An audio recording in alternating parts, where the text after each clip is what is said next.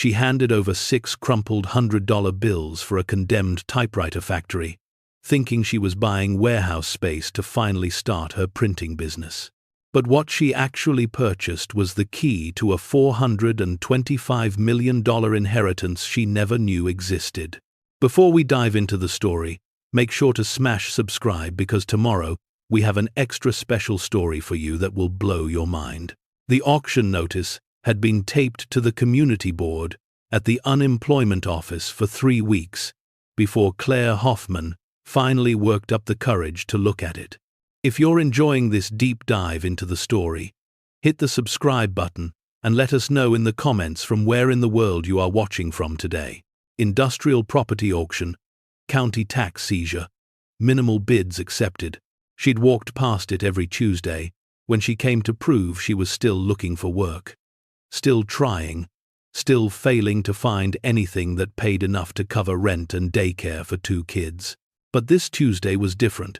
This Tuesday, the eviction notice burning in her pocket said she had 14 days, and the $600 in her savings account, scraped together from selling everything that wasn't nailed down, felt like both a fortune and an insult.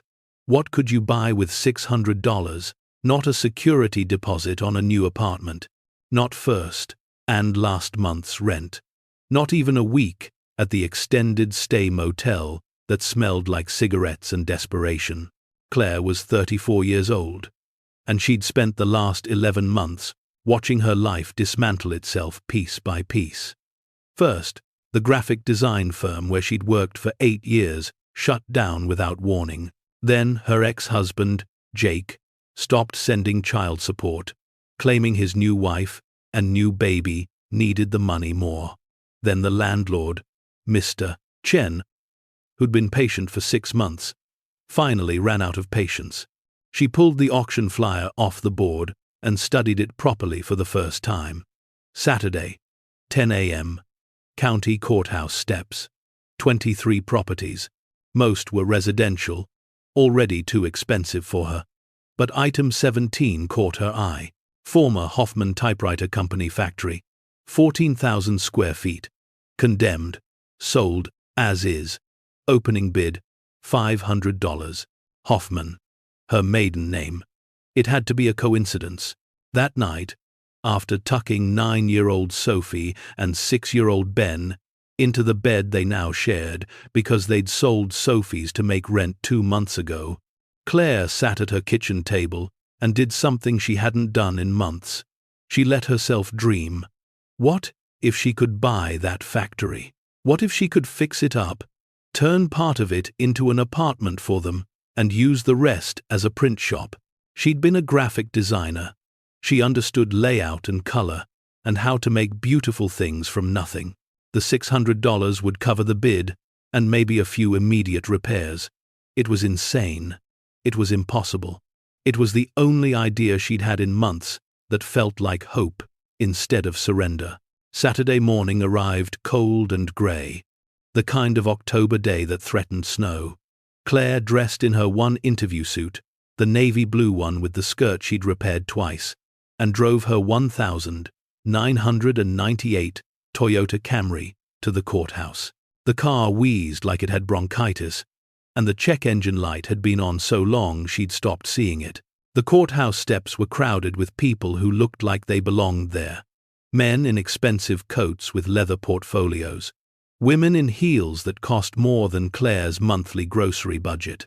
Real estate investors who smelled blood in the water, ready to snap up properties for pennies and flip them for profit.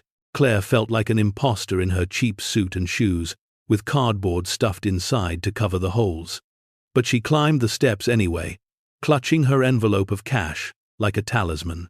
The auctioneer was a tired-looking man in his 60s, who'd probably done this 1,000 times. He moved through properties with mechanical efficiency. A duplex went for $12,000. A commercial building sold for $35,000.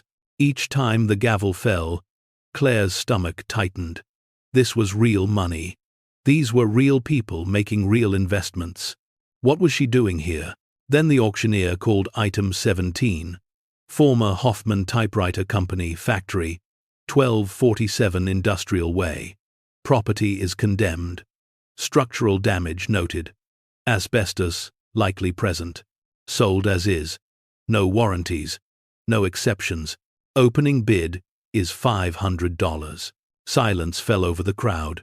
Someone in the front actually snorted. Who would want that death trap? A man in a Burberry coat muttered to his companion. Place has been rotting for 40 years. Claire's hand started to rise before her brain could stop it. $500, she called out, her voice sounding strange and small in the morning air. Every head turned. The auctioneer squinted at her, like she'd spoken in a foreign language. Ma'am, did you say 500? Yes. Are you aware this property requires immediate and extensive remediation? That demolition costs alone would likely exceed. I understand. I'll take it as is. The auctioneer looked around the crowd, waiting for another bid. No one raised their hand. Why would they? This wasn't an investment opportunity. This was a liability wrapped in asbestos and tied with a bow of structural damage. Going once. The gavel hovered. Going twice. Time stretched. Sold. $500 to the young lady in the back. Just like that. Claire Hoffman owned a factory. The paperwork took 2 hours. Forms about liability, waivers about condition, disclosures about everything, from toxic materials to the fact that the building wasn't connected to water or electricity and hadn't been for decades. Claire signed each one without reading too carefully because what choice did she have? In 12 days, she and her children would be on the street. At least now, they'd have a roof, even if it was full of holes.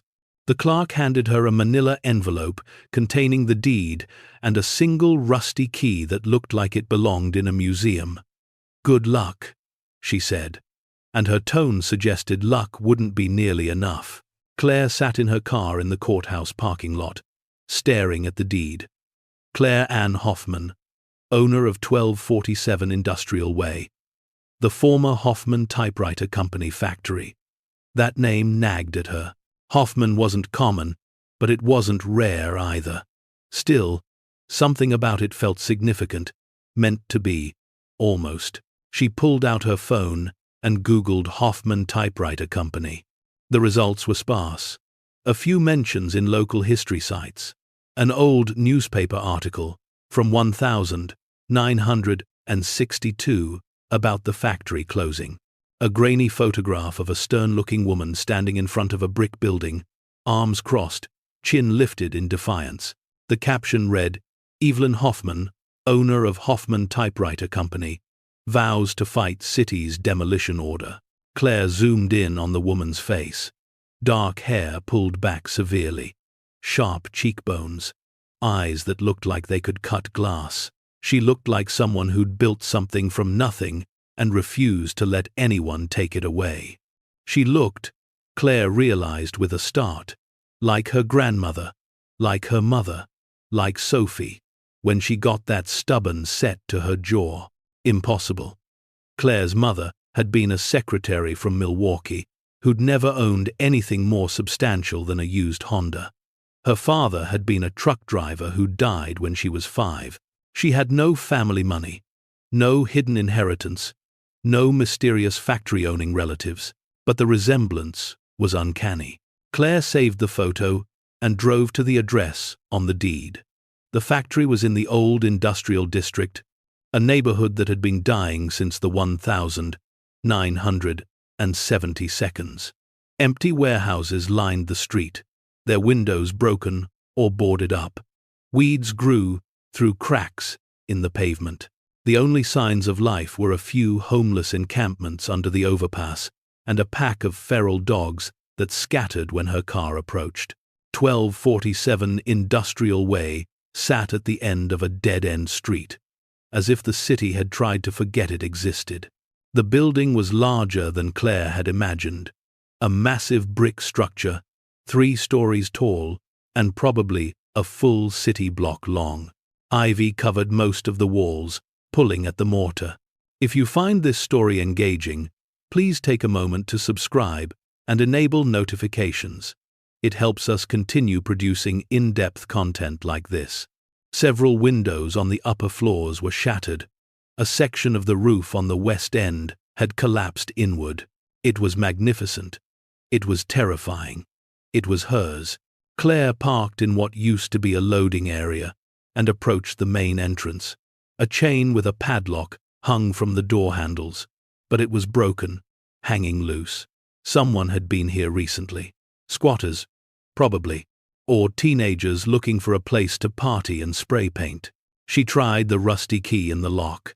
It stuck, resisted, then turned with a groan that echoed through the empty street. The door swung inward on hinges that screamed like wounded animals. The smell hit her first. Decay and mold and something else. Old machine oil, maybe. Or just time itself, concentrated and left to ferment. Claire pulled out her phone's flashlight and stepped inside.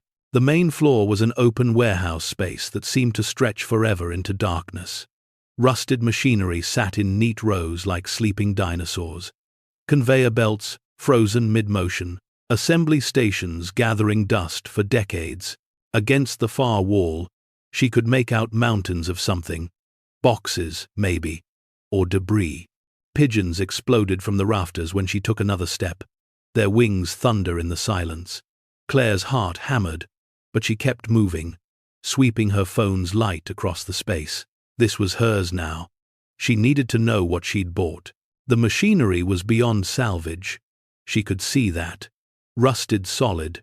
Probably hadn't moved since the 1,960 seconds. But the building itself, despite the collapse on one end, seemed structurally sound where she was standing. The floors were concrete, cracked but solid. The brick walls were thick, built in an era when things were made to last. She found a staircase and climbed carefully, testing each step. The second floor had been offices. Desks still sat in neat rows, covered in dust and bird droppings. Filing cabinets stood against walls, drawers hanging open like mouths. Papers littered the floor, decades of records slowly decomposing. But it was the third floor that made her stop breathing. Someone had lived here. Recently. The space had been divided into rooms using old canvas tarps and plywood. A camping stove sat on a makeshift counter.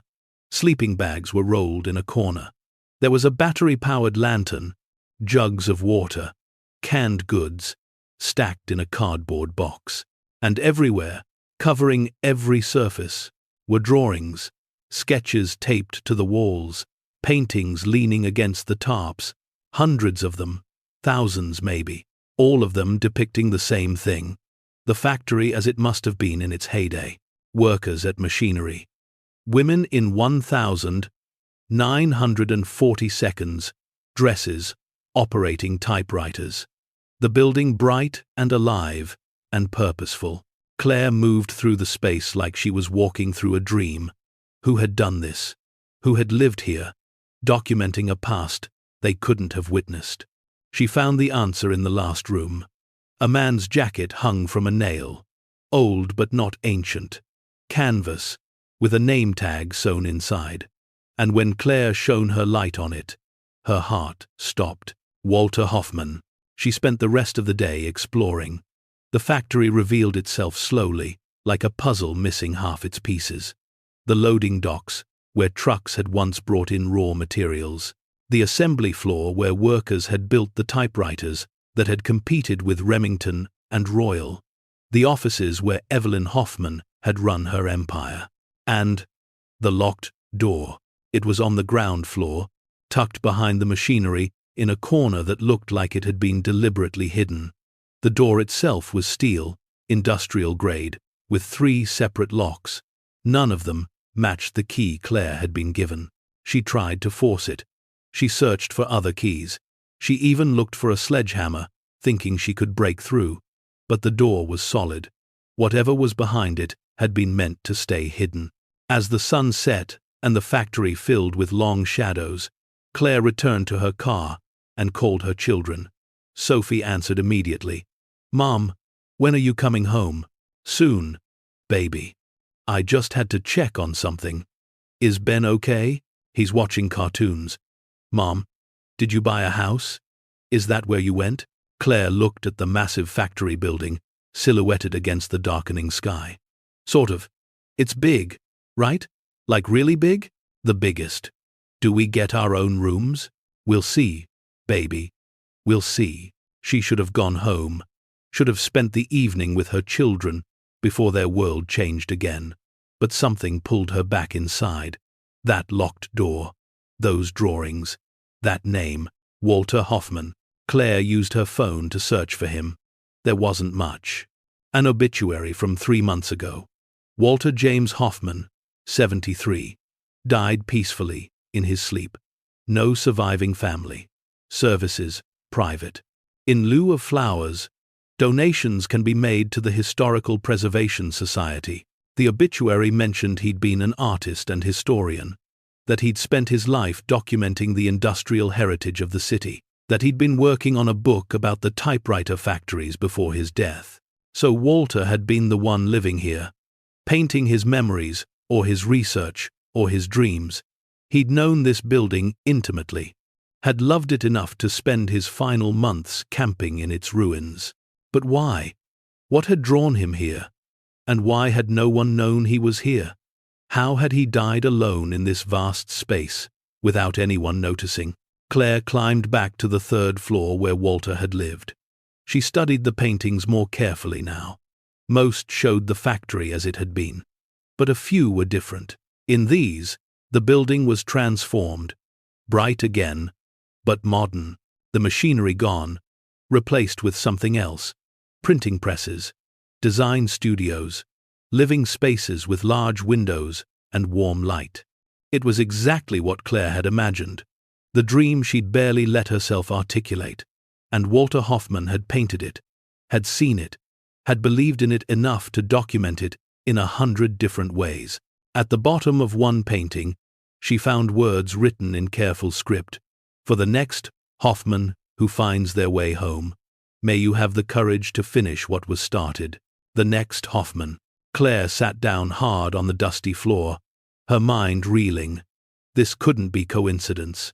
The name, the building, the fact that she'd seen the auction notice at the exact moment she needed it most. The fact that she'd had exactly enough money for the opening bid. She pulled up the photo of Evelyn Hoffman again, studied that stern face, those sharp cheekbones, those defiant eyes. Then she opened her phone's camera and switched it to selfie mode, held it up next to the old photograph. The resemblance wasn't just uncanny. It was impossible to deny.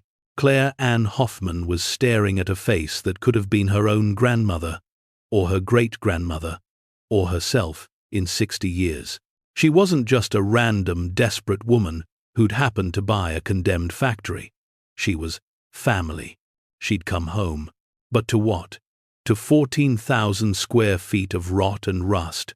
To a locked door with no key. To paintings by a dead man who'd somehow known she would come. Claire spent that night in the factory. She told herself it was practical.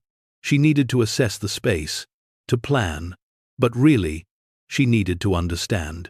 She spread a sleeping bag in Walter's 3rd floor space, surrounded by his paintings, and tried to make sense of the impossible. Her phone rang at midnight. Sophie, calling from their apartment. "Mom, where are you? You said soon. I'm sorry, baby. I had to stay late. Is Mrs. Rodriguez still watching you?" "Yeah. But Mom, Mr. Chen came by. He said we have to be out by Wednesday now. He said you didn't pay again." Wednesday. That was 5 days sooner than the original notice. Of course, Mr. Chen had probably lined up new tenants, people who could actually pay. "I'll talk to him tomorrow," Claire promised. "Don't worry. We're going to be fine." "Are we going to your new house? The big one?" "Yes, baby. We're going to our new house." After she hung up, Claire let herself cry. Quiet tears that fell on dusty concrete in a building no one wanted, that she'd bought with her last $600 that might be connected to her in ways she couldn't begin to understand. She must have fallen asleep eventually because she woke to sunlight streaming through broken windows and pigeons cooing in the rafters. Her back ached from the hard floor. Her head throbbed. But something had shifted overnight. Some certainty had settled into her bones. This was hers. This factory, this history, this strange inheritance of rust and mystery. And if she was going to be homeless anyway, she might as well be homeless in 14,000 square feet of possibility. Claire spent the morning making lists. What they'd need to make even one room livable, how much it would cost, how she'd earn money while working on the factory. The math was impossible. Every scenario ended in failure. But she'd been failing for 11 months. What was a little more impossibility? At noon, her phone buzzed with a text. Unknown number. But the message made her hands shake. Miss Hoffman, this is Robert Thorne, attorney at Thorne and Associates. I've been trying to reach you regarding the estate of Walter Hoffman. Please call immediately. Time-sensitive matter. Walter's estate. But the obituary said no surviving family. Unless. Claire called the number with trembling fingers. The receptionist put her through immediately. Miss Hoffman, thank God. Robert Thorne's voice was crisp, professional, urgent. I've been searching for you for months. Do you own property at 1247 Industrial Way? I just bought it yesterday. At auction. Silence. Then, in a voice that sounded like he was smiling, perfect. Absolutely perfect. Walter said you'd find it. He said when the time was right, a Hoffman would come home. Miss Hoffman, we need to meet immediately. I'm handling Walter's estate, and you are the sole heir. I'm what? Walter Hoffman's last will and testament leaves everything to his nearest living relative. We've traced the genealogy. Your great-great-grandmother was Evelyn Hoffman. Walter was Evelyn's grandson. That makes you second cousins once removed. And his only surviving family. I never knew I had family here. I never knew about any of this. I know. That's why Walter spent the last 2 years of his life trying to find you. He had private investigators, genealogists, everyone looking. But you'd moved so many times, changed jobs, used your married name. You were impossible to track. So Walter made a plan. He paid the property taxes on the factory to keep it from auction. Then, 3 months before he died, he stopped paying. Deliberately. He wanted you to find it on your own terms. Wanted you to choose it, not just inherit it. Claire's vision blurred. Walter had done this. Had orchestrated her buying the factory. What do I inherit? Besides knowing I have family I never knew about. Robert Thorne took a deep breath. Miss Hoffman, Walter Hoffman's estate is valued at approximately $425 million. The world tilted. Claire sat down hard on the factory floor. Her phone pressed to her ear like a lifeline. That's not possible. It's very possible. Evelyn Hoffman wasn't just a typewriter manufacturer. She was a genius inventor who held patents on dozens of mechanical innovations. When the factory closed in 1962, she sold those patents to IBM, Xerox, and others. The royalties have been accumulating for 60 years. Walter lived modestly and invested wisely. The estate has grown to substantial size. 425 million. The number was meaningless. Might as well have been 4 trillion.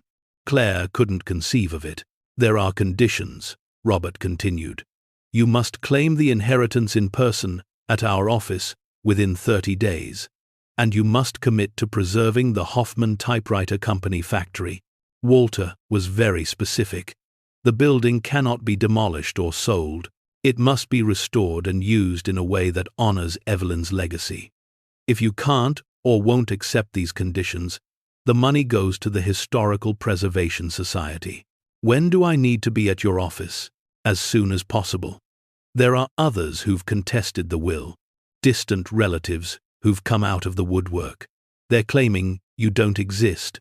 or that you're an imposter, or that Walter was incompetent when he drafted the will. The sooner we can prove your identity and your commitment, the better. Can you come to me?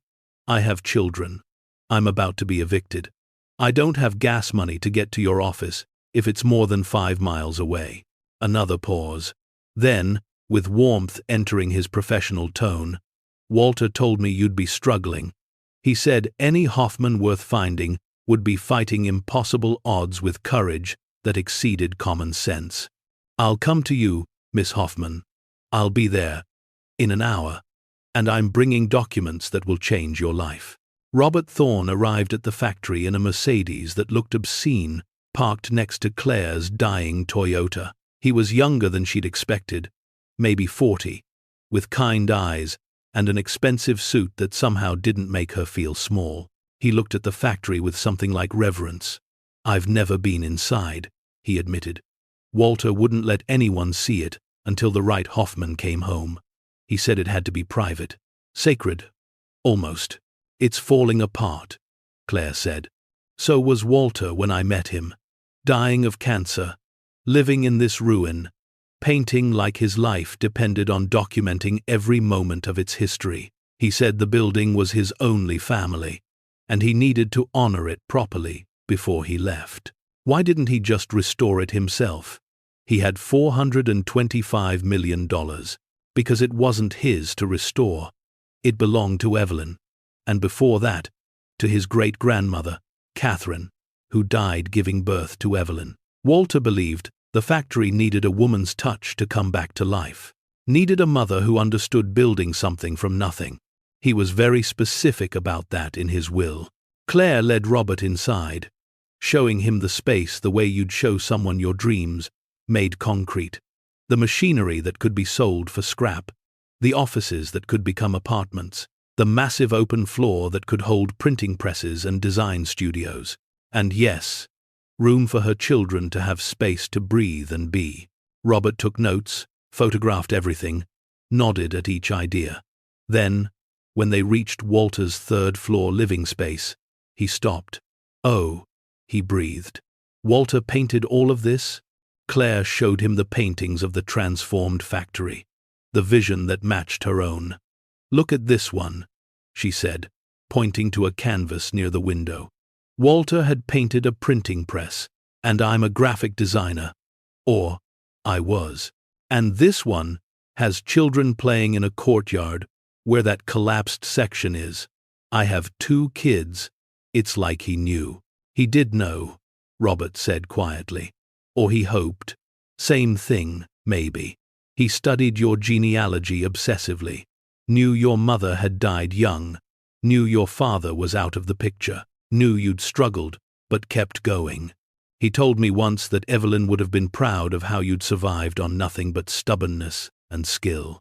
Claire's eyes burned. I never got to meet him. He didn't want you to. Not until he was gone. Walter was very aware that sudden family and sudden wealth could feel like pressure. He wanted you to choose the factory first, to prove you were a real Hoffman, not just someone chasing money. Did I prove it? By buying it for $500. Robert smiled. He'd have been delighted. He predicted you'd show up at that auction. Had someone watching to make sure you went through with it. My paralegal texted me yesterday that a young woman matching your description bought the factory. I've been calling you ever since, but I didn't know any of this. I just needed somewhere to live. Exactly. That's what makes you perfect. You chose the burden before learning about the blessing, just like Evelyn did when she refused to let the city demolish the factory in 1960, just like Catherine did when she scraped together money to buy the lot and build the original workshop in 1903. Hoffman women don't run from hard things. They transform them. The paperwork took 3 days. DNA tests to prove lineage. Interviews with genealogists.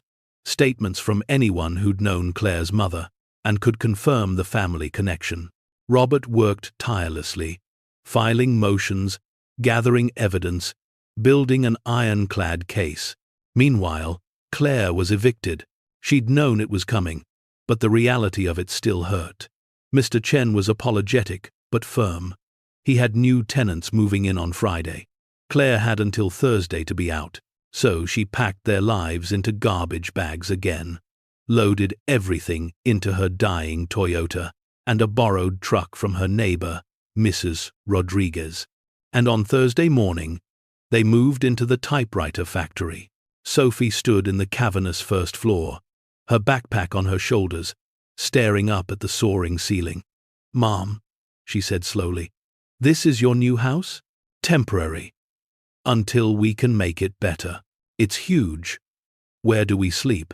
Claire had spent the past 3 nights cleaning Walter's third-floor space. She'd scrubbed floors, washed windows, removed the paintings carefully, and stored them in a dry corner. She'd bought sleeping bags with money Robert had advanced her against the inheritance, pending authentication. She'd hung tarps to block drafts. It wasn't much, but it was warm, and it was theirs. Ben was less skeptical. He ran through the first floor like it was an adventure playground, his footsteps echoing. "This is awesome! Can I live in the big room with the machines?" "Not yet, baby. We have to fix it first. But we will fix it. Right?" Claire looked at her children, at their hope and trust, at their belief that Mom could fix anything. "We will," she promised. "We're going to make it beautiful." That night, the 3 of them camped on the 3rd floor. Claire had strung Christmas lights she'd found at a thrift store. They ate sandwiches by the glow of a battery lantern. Sophie did her homework on a piece of plywood balanced across 2 boxes. Ben built towers with empty soup cans. "Mom," Sophie said as they settled into their sleeping bags, "are we homeless?" Claire thought about that. Technically, yes. They were living in a condemned factory without heat or running water. But they had a roof. They had space. They had each other. "No, baby. We're not homeless. We're pioneers. We're building something new." "What are we building?" "Everything. A home. A business. A future." "That sounds hard." "It will be. But we're Hoffmans. And apparently, Hoffmans are good at hard things." The DNA results came back positive. Claire Ann Hoffman was indeed descended from Evelyn Hoffman through her grandmother, Margaret, who'd left the family at 17 and changed her name to Margaret Cole. The genealogy was clear, unbreakable. The contesting relatives, distant cousins who'd heard about the money and crawled out of the woodwork with dubious claims, withdrew their challenges when faced with Claire's evidence. Robert had built a case that was airtight. She was family. She was the heir. She was home. On a Friday morning, 3 weeks after buying the factory for $500, Claire sat in Robert Thorne's conference room and signed papers that transferred $425 million into her name. "The money is in trust," Robert explained, "structured to provide you with living expenses immediately, with the bulk designated for the factory restoration. Walter wanted to make sure you didn't just take the money and run. The trust requires you to live on the property and oversee its transformation personally." "I wouldn't run anyway," Claire said. "This is home now. I know. That's why Walter chose you." But she couldn't stop the tears when Robert handed her a letter. Walter's final message, written in shaking handwriting, dated 1 week before he died. "Dear Claire, though you don't know me yet, I've spent 2 years searching for you and another 2 preparing for the day you'd find this place. By now, Robert has explained the inheritance, the money, the responsibility, the conditions. I hope they don't feel like a burden. Your great-great-grandmother Evelyn built this factory in an era when women weren't supposed to build anything. She employed 200 people, most of them women, and paid them fairly when fairness was revolutionary. She held patents that shaped modern technology. She refused to be demolished, literally and figuratively. You come from her. I see it in your face in the photograph Robert's investigator finally found. The same stubborn jaw, the same fierce eyes, the same refusal to quit when any reasonable person would have given up. I never had children, never married. devoted my life to documenting the history others wanted to forget. But before I die, I want to know that the Hoffman legacy continues. Not just the money, but the spirit. The belief that women who've been beaten down can build something extraordinary if given the chance. You bought this factory when you had nothing. You saw potential in ruins. You chose the hard path when easier ones existed. That's all I needed to know. Make something beautiful here, Claire. Fill it with your children's laughter, with your work and your dreams, with the next chapter of a story that's been waiting 60 years to continue. And know that a dying old man spent his last days painting your future, believing you'd be brave enough to live it. Your cousin, Walter. Claire read the letter twice, 3 times, tears dripping on the expensive paper. Walter had believed in her when she barely believed in herself, had seen something in genealogy charts and investigator reports that told him she was worth this gift, this responsibility, this impossible trust. The restoration began the following week. Claire hired architects who specialized in historic buildings, engineers who could assess what was salvage and what was lost, contractors who understood the vision, preserve the bones, reimagine the purpose. The locked door remained a mystery. Robert had searched Walter's effects for keys. They'd brought in locksmiths who declared the locks unpickable without destroying the door. Finally, Claire had a safe technician brought in, someone who'd worked on bank vaults. It took him 8 hours, but he got it open. Behind the door was a room that had been sealed for 60 years. Not a storage space, but an office. Evelyn Hoffman's private office, untouched since the day the factory closed. The desk was clear, except for a single photograph. A young woman holding a baby, both of them smiling at the camera, despite the poverty visible in their worn clothes. On the back, written in fading ink, "My daughter Catherine and granddaughter Evelyn, 1903. The filing cabinets held the truth. Decades of financial records, patent applications, and royalty agreements. But also letters. So many letters. Letters from Catherine to her mother, begging for help when her husband abandoned her pregnant and penniless. Letters that had been returned, unopened. Letters from Evelyn to her grandmother, asking why they'd been cut off, why the family had turned their backs when they needed help most. Letters that had never been answered. And finally, letters from Evelyn to herself. A journal, really, documenting her decision to build the factory, not despite being abandoned by her wealthy family, but because of it, to prove that women without support, without money, without any advantage, could still build empires, to create jobs for other abandoned women, to establish a legacy that couldn't be torn down by the men who thought they owned the world. I was left with nothing, one entry read. My mother was left with less. But we did not break. We bent like steel in the forge and came out stronger. This factory is my answer to everyone who said we were worthless. We are worth everything. Claire spent hours in that office, reading Evelyn's words, understanding the weight of what she'd inherited. This wasn't just money. It was a mission. A promise made 3 generations ago to prove that desperate women given half a chance could change the world. The restoration took 18 months. The West Wing, where the roof had collapsed, was demolished and rebuilt with a glass atrium that flooded the space with light. The machinery was sold to industrial museums, generating both money and goodwill. The 3 floors transformed into something both industrial and homey. The first floor became a community print shop and design studio. Claire hired other single mothers, women like herself who'd been invisible in the job market.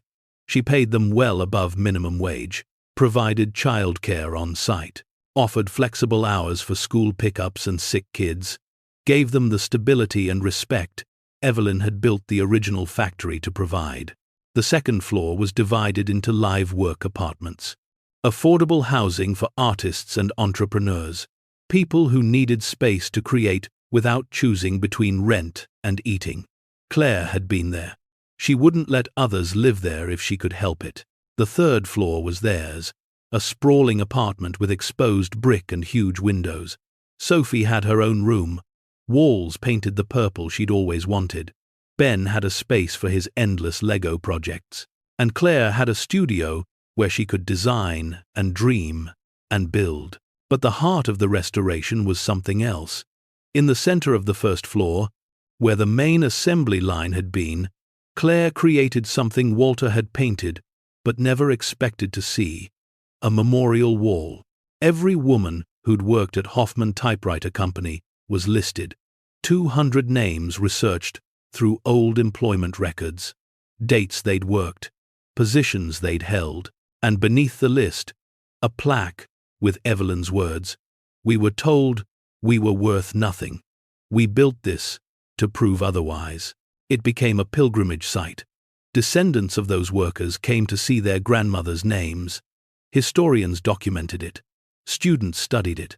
And women who were currently struggling would stand before it and see themselves reflected in the past. The factory opened to the public on a Saturday in April, almost 2 years after Claire had bought it for $600. The local news covered it. The mayor came and gave a speech about innovation and preservation. But the moment that mattered most came when an elderly woman approached Claire in the crowd. "My grandmother worked here," the woman said. "Her name was Dorothy Stein. She supported 5 children on her salary from this factory after my grandfather died. Miss Hoffman paid for their school supplies, made sure they had warm coats in winter. My grandmother said Evelyn Hoffman saved their lives." Claire found Dorothy Stein's name on the memorial wall. Hired 1,945. Assembly floor supervisor. Worked 17 years. She touched the engraved letters gently. "She's why we're here," Claire said. "All of them are why we're here." That night, after the crowds left and the doors were locked, Claire walked through her factory alone. She passed the print shop, humming with equipment, the apartments where families were building lives, the memorial wall honoring women who'd been forgotten. She climbed to the 3rd floor, where her children slept peacefully, no longer worried about eviction or hunger. And she found herself in what used to be Walter's space. The paintings he'd made were mounted now, professionally framed, documenting not just what the factory had been, but what he'd believed it could become. He'd been right about all of it. Claire pulled out her phone and looked again at the photograph of Evelyn Hoffman. That stern face, that defiant stance, that absolute refusal to accept defeat. "I did it," Claire whispered to the photograph. "I finished what you started." The factory stood around her, solid, transformed, alive with purpose again, not making typewriters, but still making something essential, still proving that women who started with nothing could build everything, still being home for anyone brave enough to choose it. 3 years later, the Hoffman Factory initiative had expanded to 4 cities. Claire used the trust fund to purchase other condemned industrial buildings, transforming them into the same model: commercial space, affordable housing, childcare, job training. Each one employed single mothers who'd been written off by society. Each one proved that given resources and respect, they could thrive. Sophie was 12 now, volunteering at the factory's after-school program, helping younger kids with homework the way she'd once needed help. Ben was 9, obsessed with engineering, already designing improvements to the building systems. And Claire was 37, no longer the desperate woman who'd spent her last $600 on a death trap. But she'd kept something. In her office in the factory, framed next to Evelyn's photograph and Walter's letter, was the original eviction notice, the one that had driven her to the auction, the one that had changed everything. She kept it to remember, kept it to stay humble, kept it to understand the women who walked through her doors with the same terror she'd felt, the same desperation, the same impossible hope that maybe, just maybe, this time, things could be different. Because they could be. She was proof. The auction notice. The $600. The condemned factory. The cousin she'd never known. The inheritance she'd never expected. All of it had led here, to a life she couldn't have imagined but somehow had been destined for all along. Claire Hoffman, descendant of women who'd built from nothing, heir to both money and mission, stood in her factory and felt the weight of it all. The responsibility, the privilege, the chance to do for others what had been done for her. Transform ruins into refuge. Turn desperation into determination. Prove that the most valuable inheritance wasn't money at all.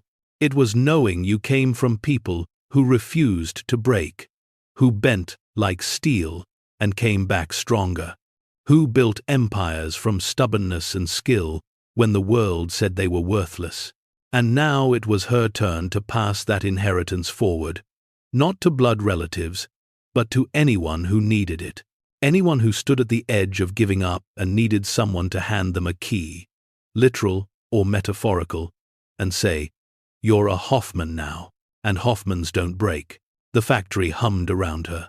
Alive, purposeful, home.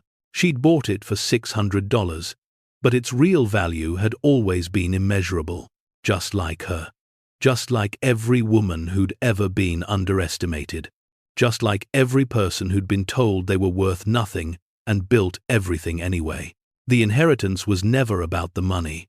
It was about the proof that desperate women, given the slightest chance, would change the world. And Claire Hoffman had just gotten started.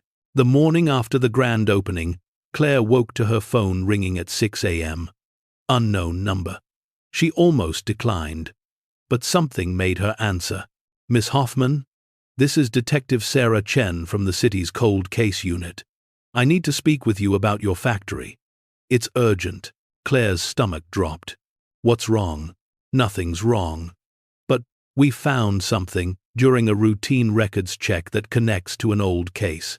Can I meet you at the building today?" 2 hours later, Detective Chen stood in the factory's first floor, looking around with an expression Claire couldn't read. "Your restoration triggered an automatic flag in our system," the detective explained. "Buildings that undergo major renovations get checked against historical incident reports." "What kind of incidents?" "In 1962, the night before this factory closed, someone broke in. According to the police report, nothing was stolen, but there was evidence of forced entry into the owner's office.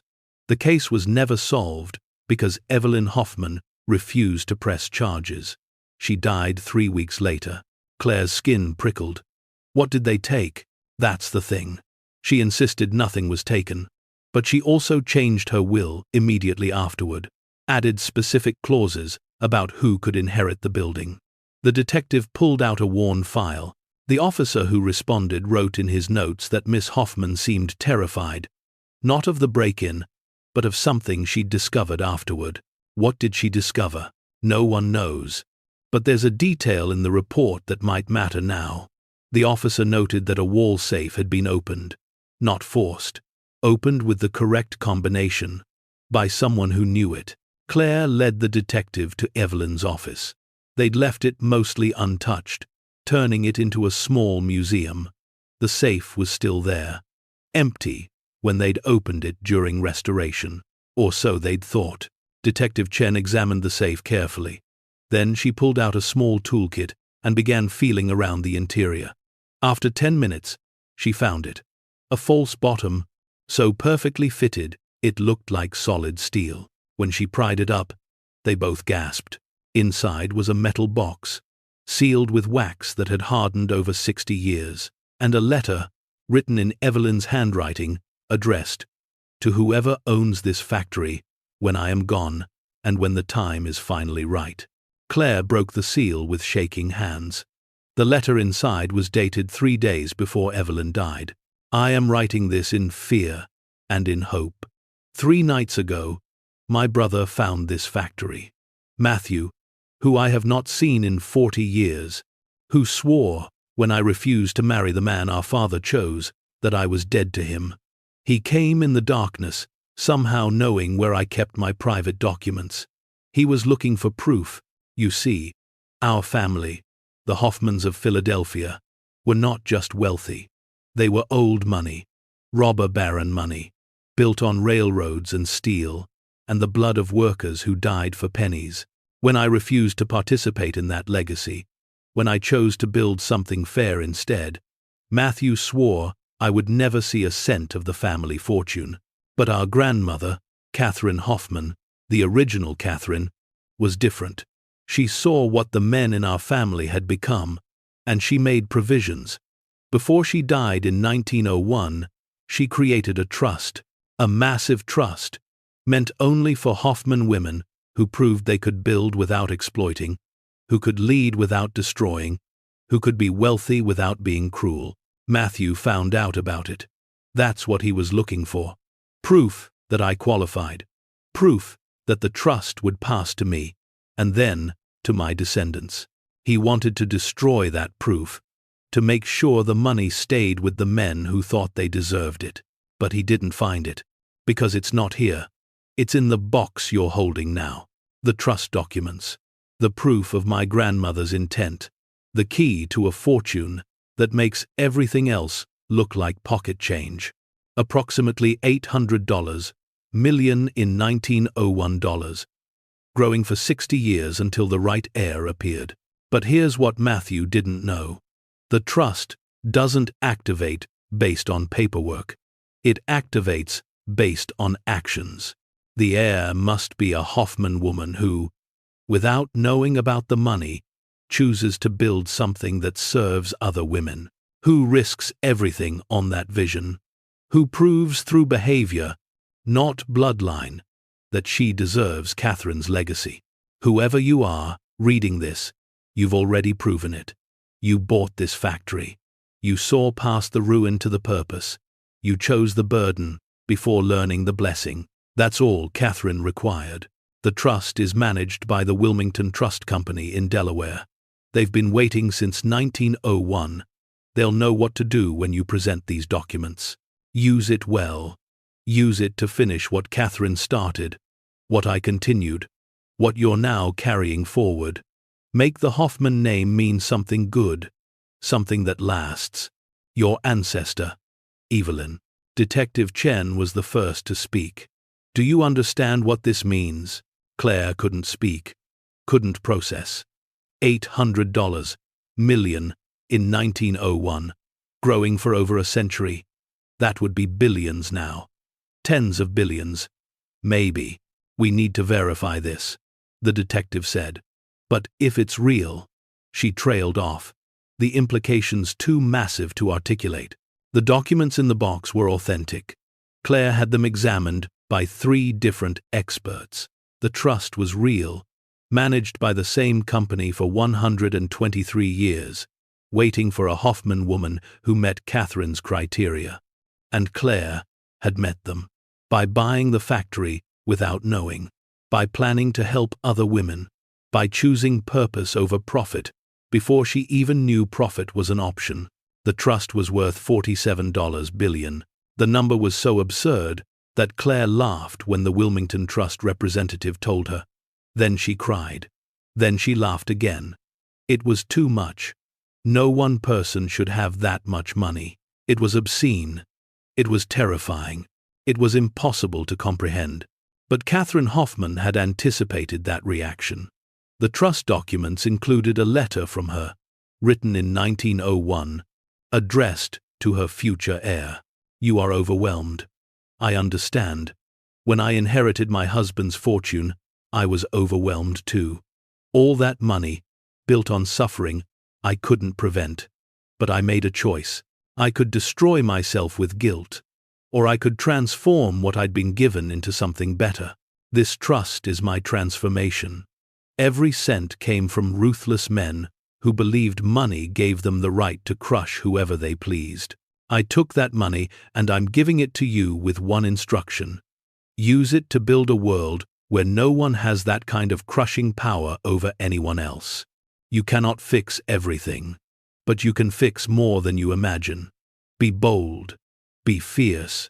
Be the kind of wealthy that makes other wealthy people uncomfortable. Because you're proving their excuses are lies. The money is a tool. The purpose is justice. Don't let the size of the tool frighten you away from the work. Claire spent 3 days in shock. Then she called a meeting of everyone who'd helped her. Robert Thorne, Detective Chen, Sophie and Ben, the single mothers working in her print shop, the families living in her apartments. She stood before them in the factory and told them everything. About Catherine's trust, about the $47 billion, about the responsibility that came with it. I can't do this alone, she said. I won't do this alone. This money isn't mine. It belongs to every person who's been stepped on, used up, and thrown away by the people at the top. We're going to use it to break that cycle. Over the next 6 months, Claire assembled a team, not of Wall Street types, but of people who understood poverty intimately. Social workers and community organizers, women who'd survived homelessness, addiction, domestic violence, people who knew exactly where the system failed because they'd fallen through those cracks.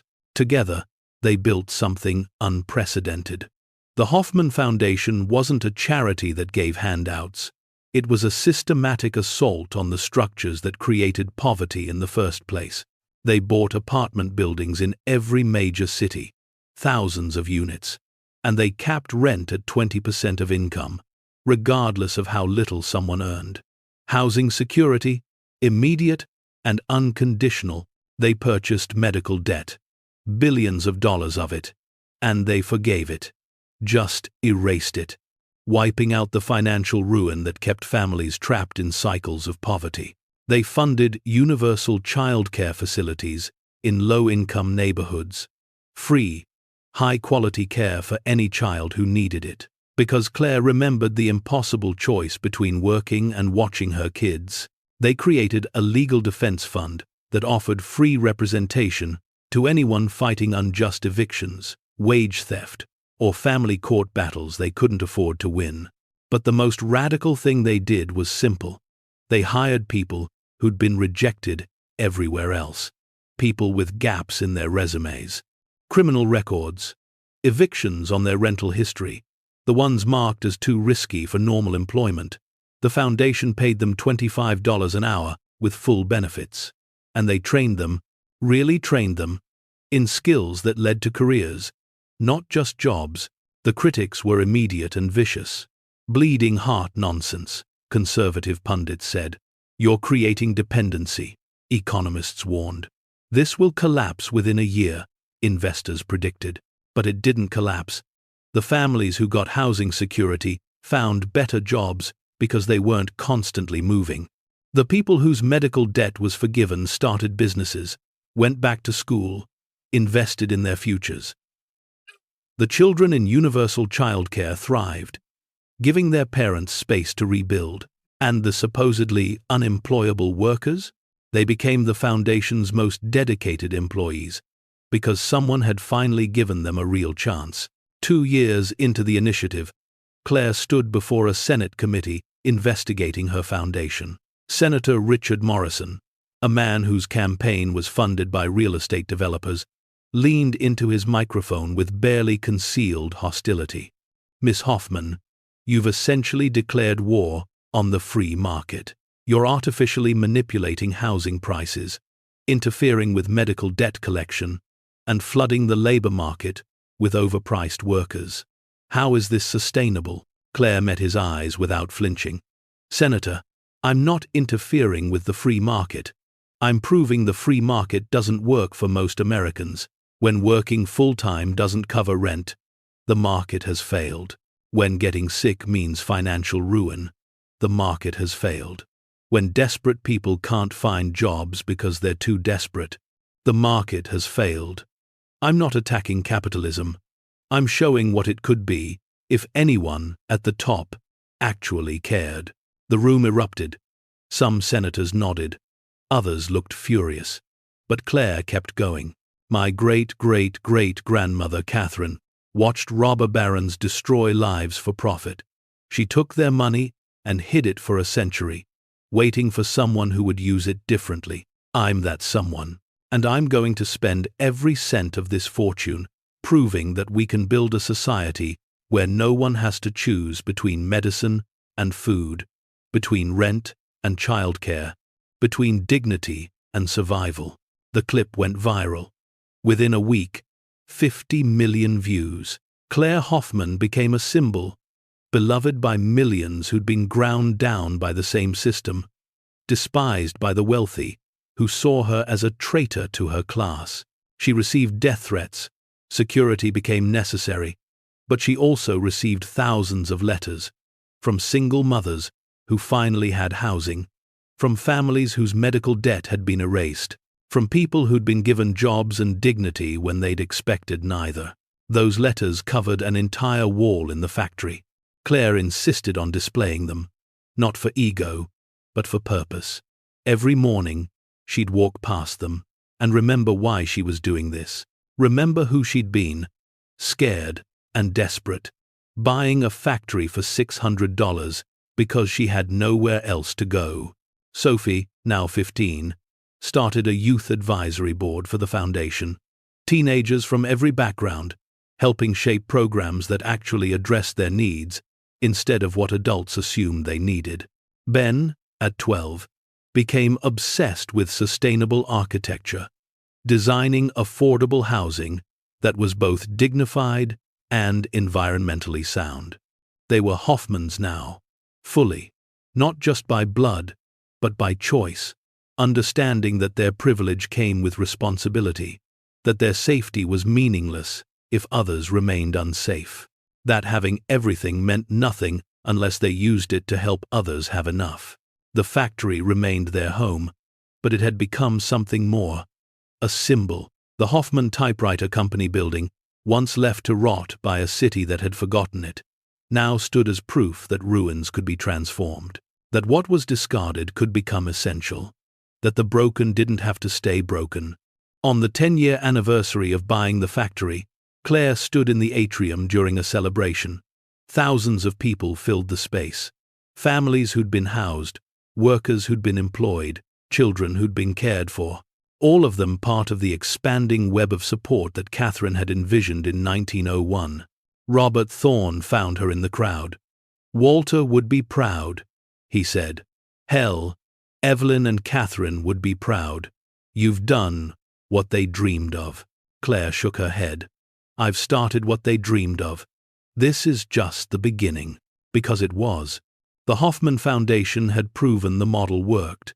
Other billionaires were taking notice, some with genuine interest in replicating it, others with fear that it would expose their own hoarded wealth as unnecessary and cruel. But the critics couldn't argue with results. Crime rates dropped in neighborhoods where the foundation operated. High school graduation rates increased. Emergency room visits decreased. The metrics were clear. When you gave people stability, they thrived. Claire had hired economists to document everything, to prove with data what she knew from experience. Poverty wasn't a personal failing, it was a policy choice. A choice that could be unmade by anyone with enough resources and the will to use them differently. She thought often about the butterfly effect of that one auction. If she hadn't seen the notice, if she'd been too afraid to bid, if she'd had $700 instead of $600 and bought something else, her life would have been completely different. Sophie and Ben would have grown up in poverty, maybe, or foster care, or something worse.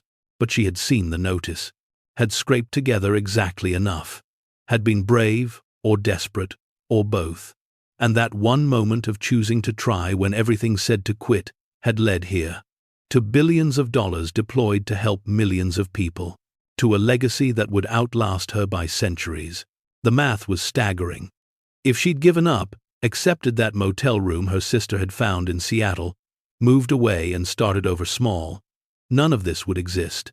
The factory would have been demolished. The money would have gone to the Historical Society to preserve empty buildings. And Catherine's vision of a Hoffman woman who chose purpose over survival would have died unfulfilled. One moment, one choice, one $600 bid that changed everything. Claire walked through the factory late that night, after everyone had gone.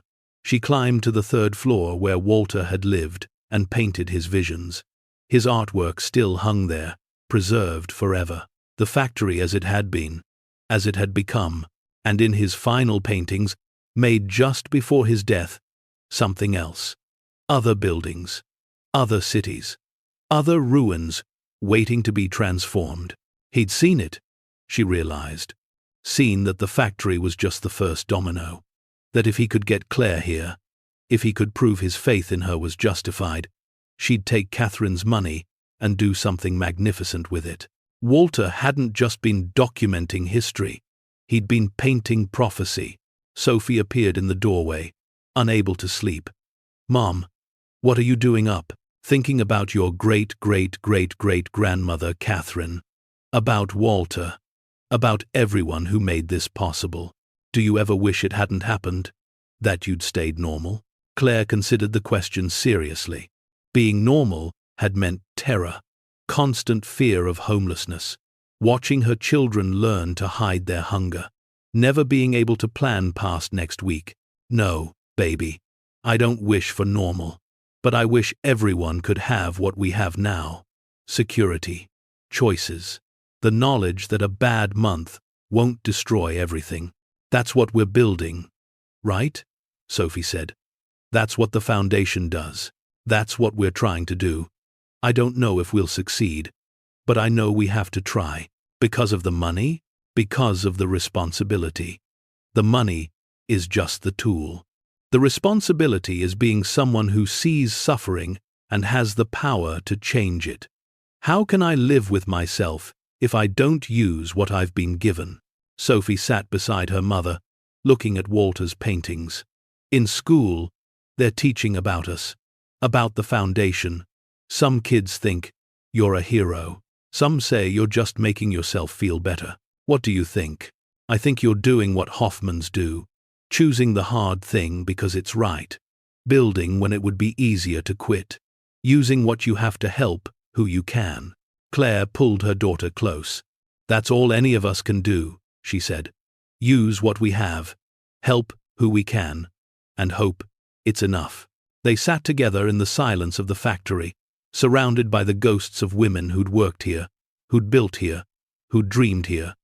Catherine and Evelyn and Walter, the workers whose names were engraved on the memorial wall. The families currently sleeping in apartments that had been machine shops. The children who'd eaten breakfast in the childcare center that morning, all of them connected by one impossible thread.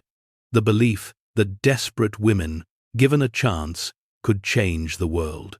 That ruins could be transformed. That broken things deserved to shine. Outside, the city hummed with nighttime activity.